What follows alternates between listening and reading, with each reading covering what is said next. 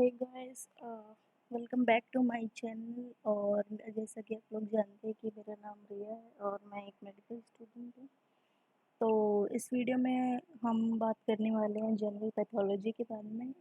General pathology शुरू करने का आइडिया मुझे मेरे एक फ्रेंड से मिला, जो उसको शायद प्रॉब्लम हो रही होगी इस टॉपिक में। और तो चलिए शुरू करते हैं। तो आज की वीडियो एक टॉप डाउन वीडियो होने वाली है हमेशा की तरह। और सबसे पहले हम बेसिक चीज़ों के बारे में बात करने वाले हैं कि बिल्कुल शुरू से, क्योंकि बेसिक क्लियर होना बहुत ज़रूरी है पैथोलॉजी में।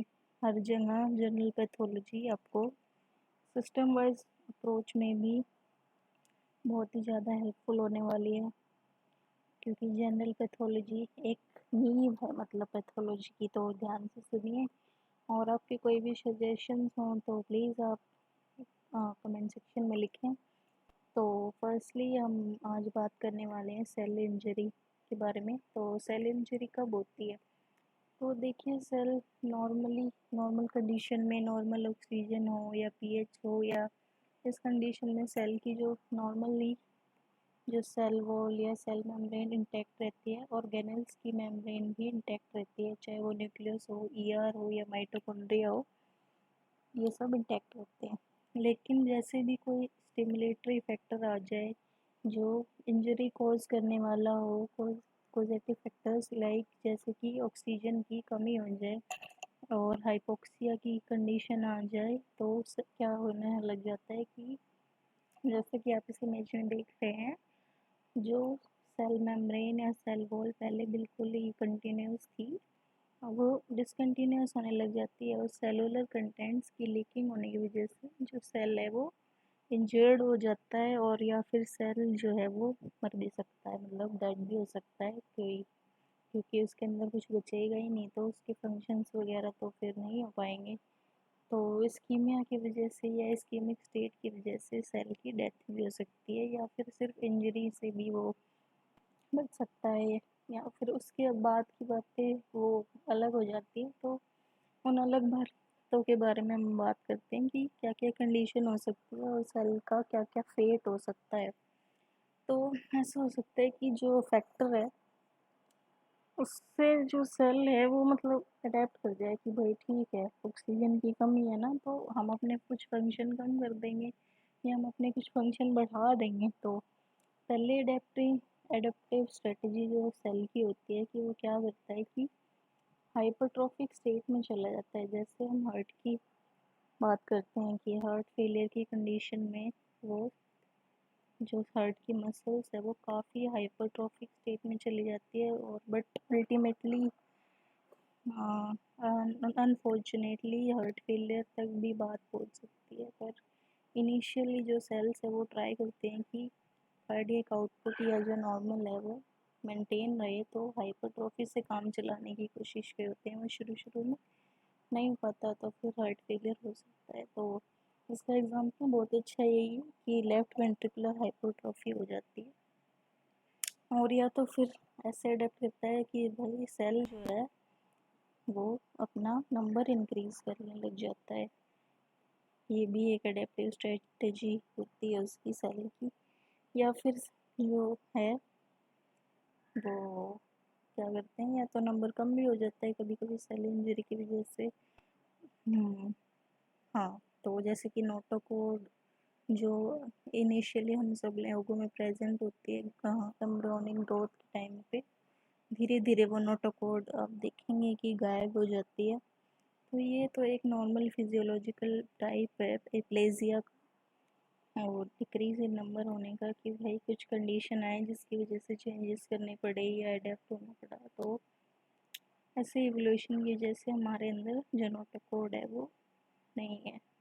और उसके बाद एक क्या होता है कि एक पर्टिकुलर टाइप का जो सेल है, जैसे कि मैंने मान लो कि जो सेल है वो स्क्वेमस टाइप के सेल है, लेकिन कुछ कंडीशंस की वजह से, कुछ स्टिमुलस की वजह से जो स्क्वेमस सेल्स थे अब वो मान लीजिए कि कॉलमनर टाइप के हो गए हैं। तो इस चीज़ को मतलब एक तरीके के सेल दूसरे तरीके में बदल गए हैं, तो उस चीज़ को हम मेटाप्लेजिया बोलते हैं। और मेटाप्लेजिया में दिखती है एक GERD आपने शायद डिजीज़ का नाम सुना होगा, गैस्ट्रिक रिफ्लक्स सिंड्रोम है। ये एक तरीके की रिफ्लक्स डिसऑर्डर है ये, और ये एक ऐसी कंडीशन कॉज कर देता है, इसका नाम बैरेट एसोफेगस है। इसमें वही चीज़ होती है कि एक तरीके का जो एपिथेलियम है, सेल है या टिश्यू है, वो दूसरे तरीके के में चेंज हो जाता है, जैसे कि स्क्वेमस जो है वो चेंज हो जाता है कोलमनर टाइप में। तो एक तरीके की सेल की स्ट्रेटजी हो जाती है कि भाई हम अपना नंबर बढ़ा ले या घटा ले या साइज बढ़ा ले या कम कर लें, या फिर हम अपना स्वरूप ही बदल दे, बिल्कुल ही चेंज ही कर दे भैया। तो उसके बाद फिर नेक्स्ट चीज़ क्या हो सकती है कि भाई जो स्टिमुलस था थोड़ी देर के लिए आया और फिर स्टिमुलस जो है वो रिमूव होगा। तो इस तरीके की जो सेल की स्ट्रेटजी होती है वो रिवर्सिबल टाइप ऑफ केस हो जाता है, जिसमें क्या होता है कि अगर मान लो हमने नॉर्मल ऑक्सीजन कर दी, कि मतलब हाइपोक्सिया स्टेट में नहीं है, तो सेल में जो भी इंजरी वगैरह हुई है तो वो रिपेयर हो जाएंगी। फुली तो नहीं कह सकते कि शायद फुली रिकवरी हो जाए, पर 80-85% रिकवरी हो जाती है। जनरली इसे बोलते हैं कि 100% रिकवरी तो शायद कभी होती ही नहीं है। इवन स्किन डैमेज भी जब हो जाता है तो आप देखेंगे कि स्कार फॉर्मेशन वगैरह ये सब थोड़ा बहुत हो ही जाता है। तो ये सेकंड तरीके की सिचुएशन थी कि भाई कुछ स्टिमुलस की वजह से, लेकिन चलो नॉर्मल हो गए। लेकिन उसके बाद तीसरे तरीके की सिचुएशन क्या है कि स्टिमुलस आया और स्टिमुलस परसिस्ट कर गया, स्टिमुलस गया नहीं। तो उसमें क्या होगा कि भाई अब अल्टीमेटली इतनी ऑक्सीजन का लेवल कम ही हो गया कि अब सेल क्या करे, सेल तो भाई मरेगा। तो सेल विल डाई। किस तरीके से अब क्या चीज़ें होंगी, कुछ तो प्रोग्राम होते हैं कि भाई उसके मतलब बनते ही हो जाता है कि इस तारीख को या इस सिचुएशन में तुम्हें मरना है। मतलब सेल ऐसा प्री, मतलब ये फेट प्री डिसाइडेड होता है। तो अगर ऐसा है कि फेट प्री डिसाइडेड है तो इस अपोप्टोसिस कहलाएगा कि प्री डिसाइडेड है। लेकिन अगर ऐसा कुछ प्री डिसाइडेड नहीं है और सेल की डेथ हो जाती है, जैसे कि उसके प्रोटीन डीनेचर हो जाते हैं या उसके डाइजेस्टिव एंजाइम्स या और भी तरीके के एंजाइम्स है जो मतलब डिग्रेड हो जाते हैं ज़्यादा टेम्परेचर या पीएच में या किसी भी ऐसे तरीके के स्टिमुलस के उससे, तो नेक्रोसिस हो जाते हैं। नेक्रोसिस में हमने पढ़ा होगा, नेक्रोसिस कई टाइप की होती है, लिक्विफेक्टिव, कोएगुलेटिव, चीज़ी टाइप और फाइब्रोसिस टाइप वाले भी होते हैं। तो ये सब तरीके की होती है। आपको पता है कोएगुलेटिव हार्ट और लिवर में, लिक्विफेक्टिव जनरली हम ब्रेन में देखते हैं, चीज़ी लाइक वाली हम लिवर में देखते हैं, और फैट नेक्रोसिस हम जनरली पैनक्रियाज में देखते हैं। तो ये सब इंफॉर्मेशन हम और बाद में नेक्स्ट वीडियो में अच्छे से डिस्कस करेंगे।